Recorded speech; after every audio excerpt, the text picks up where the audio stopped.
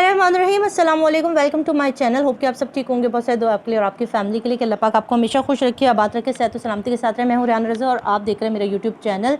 और मैंने एक बात आपको बहुत पहले कही थी कि दुआ ज़हरा केस के अंदर कुछ ऐसा होने लगा है कि जिसके बाद आप और मैं शायद बहुत सारे लोग इस केस को देखने के लिए नहीं बैठे हुए होंगे, और यही हो रहा है। इस केस को इतना खींच के लंबा कर दिया गया कि इसके दौरान जो लोग जुड़े हुए थे, जो इस केस का एंड देखना चाहते थे, जो चाहते थे कि ज़हीर जेल चला जाए, जो चाहते थे कि ज़हरा जो है वो ज़हरा काज़मी अपने माँ बाप से जाके मिले, और इस इंतज़ार में इस केस के ऊपर जब आपको याद होगा कि सुप्रीम कोर्ट से एक फ़ैसला आया था, उसके बाद बड़ा दिल दुखा था लोगों का। लोग हाइपर हो गए थे। हमारे लाइव सेशन में, हमारी वीडियोस पे आके इतने लोग कमेंट करते थे कि पाकिस्तान में इंसाफ नहीं है, पाकिस्तान की अदलिया बिकी हुई है, पाकिस्तान की पुलिस काम नहीं करती, पाकिस्तान का निज़ाम ठीक नहीं है। और हम भी कहीं हद तक उनको साथ देते थे। फिर मैंने एक बात कही थी, मैंने कहा ये केस अगर आज तक कायम है तो वो लोगों की इस जज्बे के तहत, कि लोगों का जो जज्बा था कि उनका बस नहीं चलता था कि वो क्या करें। ख़ास तौर पे ओवरसीज़ पाकिस्तानी पाकिस्तान में मौजूद इस लाकानूनियत को देख के बड़े हैरान होते थे। तो मैंने कहा कि देखिए, यहाँ पे सुप्रीम कोर्ट ने कहा कि इस केस को ट्रायल कोर्ट में ले जाएं, इस केस को दोबारा से ओपन करने का ऑप्शन दिया और इस केस को ओपन किया।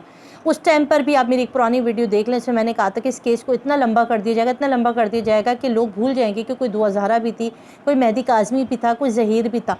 और अब वही वक्त आ गया है कि इस केस को खींचे जा रहे हैं, तारीख़ पे तारीख़, तारीख़ पे तारीख़, तारीख़ पे तारीख़, और इस केस की जो असल रूह थी वो गायब हो गई है। लोगों को अब इससे कोई सरोकार नहीं है कि ज़हरा काज़मी शेल्टर होम में या ज़हरा काज़मी अपने माँ बाप के पास है।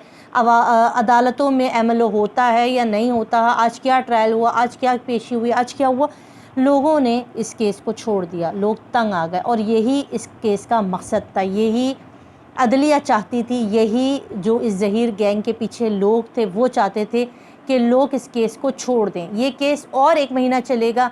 आज एमएलओ की दरख्वास्त थी, वो 22 तारीख को चली गई। 22 तारीख आएगी, उसमें ज़हीर को फिर बेल मिल जाएगी, फिर ये केस चला जाएगा, बारिशों की नज़र हो जाएगा 10 दिन के बाद, फिर अगस्त के बाद सितंबर आएगा, सितंबर के बाद अक्टूबर, अक्टूबर के बाद नवंबर, और फिर नवंबर के बाद दिसंबर आ जाएगा, और बच्ची 16 साल अपनी एज क्रॉस कर जाएगी, और ये बच्ची ज़हीर के पास जाएगी या शेल्टर होम रहेगी या माँ बाप की, किसी को नहीं पता होगा।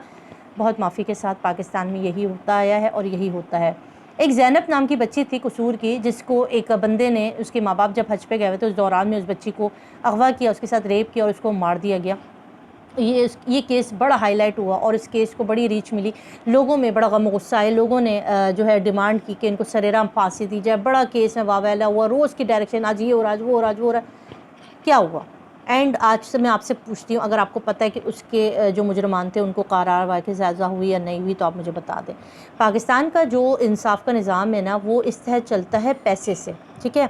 पैसे के तहत यहाँ पर हर चीज़ ख़रीदी जाती है। मैं इल्ज़ाम नहीं लगा रही, मैं अपनी मोअज़्ज़ज़ अदलिया के आगे हाथ जोड़ के दस्तबस्ता कहती हूँ, मैं वकला बरादरी से भी कहती हूँ, क्योंकि मुझे बहुत सारे लोग जो हैं वो देखते हैं।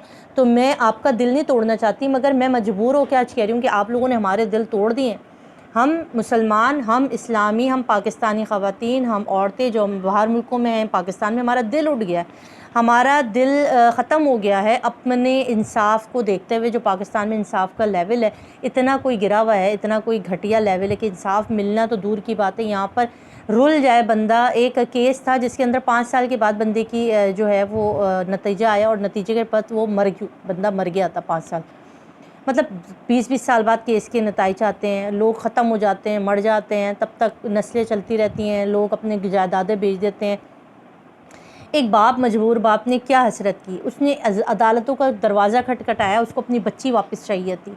आपने उसका भी मुंह बंद करवा दिया, उसको भी साइड लाइन कर दिया कि तुम आके लोगों को बोलते हो, तुम आके लोगों के सामने इंटरव्यू देते हो। आपकी, मैं मेहदी साहब आपसे बात कर रही हूँ, मेहदी साहब मैं आपसे बात कर रही हूँ, मेहदी काज़मी साहब और सायमा भाभी से बात कर रही हूँ।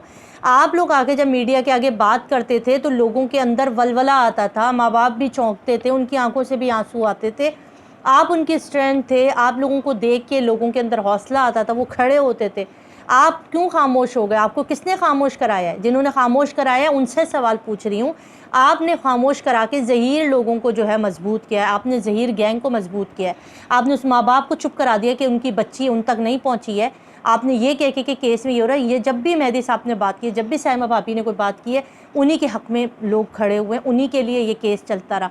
आज इस केस को मौत दे दी गई है, ये केस मर गया दोबारा से। लोग कहते हैं इस केस में बहुत अच्छी चीज़ें हो रही हैं, क्या हो रहा है मुझे बता दें। क्या अच्छी चीज़ हो रही है। ज़हीर आज भी बेल पर आज़ाद है, मुजरमान जो पहले थे वही अंदर हैं, बच्ची शेल्टर होम में बैठी है, नहीं पता माँ बाप तक जाएगी क्या होगा। बहुत ही कशमकश सी सूरत हाल है। मैं इंतहाई अफसोस के साथ कह रही हूँ और मुझे मेरा बड़ा दिल दुखा है और मुझे नहीं समझ में आता कि मेहदी साहब को क्यों पाबंदी लगाई गई है कि वो मीडिया पे बात ना करें।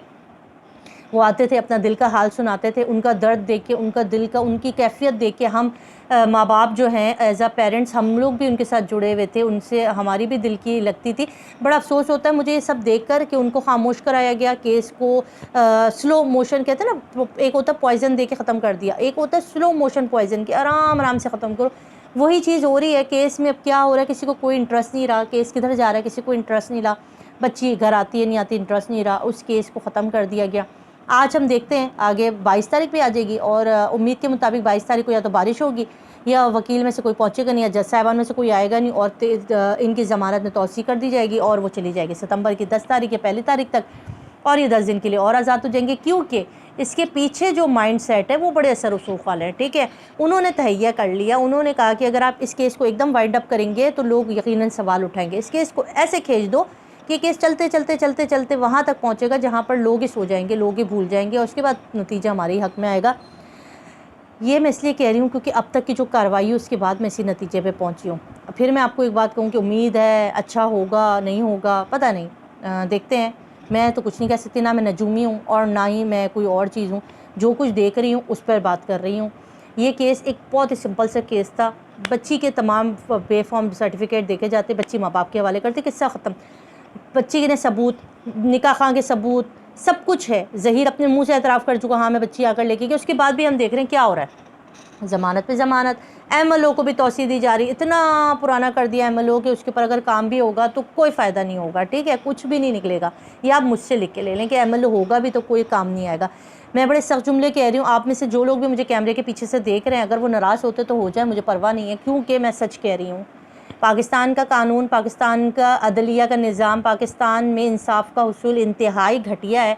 नहीं इंसाफ मिल रहा है, गरीबों को इंसाफ नहीं मिलता है। यहाँ पर वही करना चाहिए जो शेख दानिश के साथ किया गया कि वकला ने पकड़ के जो उसकी ठुकाई लगाई है, कानून अपने हाथ में लें, इनको खुद पकड़ के मारते, इनकी खुद पटाइयाँ करें, इनको खुद जूते मारें, इनके ऊपर इंक और अंडे मारें, तो वही सही है। क्योंकि अगर आप दरवाज़ा खटखटाते हो कानून का और इंसाफ का तो आपको इतना लंबा प्रोसेस आपको कर दिया जाएगा कि फिर आप जो है वो अपनी जूतियाँ चटखाते चटखाते एक दिन दुनिया से गुजर जाएंगे, मगर इंसाफ का हुसूल नहीं मिलेगा।